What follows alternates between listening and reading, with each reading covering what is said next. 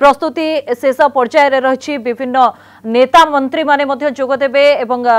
प्रधानमंत्री मोदी सहित राज्यपाल प्रोफेसर गणेशी लाल मुख्यमंत्री नवीन पट्टनायक और बीजेपी बहु केन्द्र मंत्री सहित नेता माने उत्सव में जोगदेवे।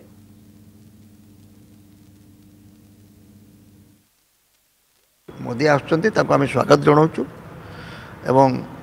प्रधानमंत्री आसवाटा अनेक लोक मन में अनेक किसी आशा आकांक्षा तैयारी करे से बहुत घोषणा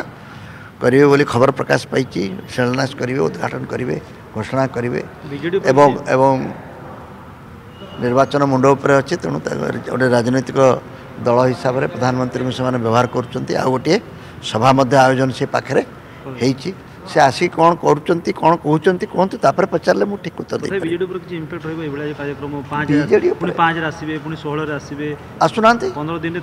आसुना मोदी पंचायत निर्वाचन में बीजेपी दल बहु संख्यार भोट पाई गोटे भी निर्वाचन जीति पारना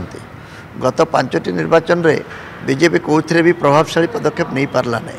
जो जगार से निश्चित जीतबे बोली भावुले से जीति पार्ले ना मोदी कौन से प्रचार करनथिले ना जोगी से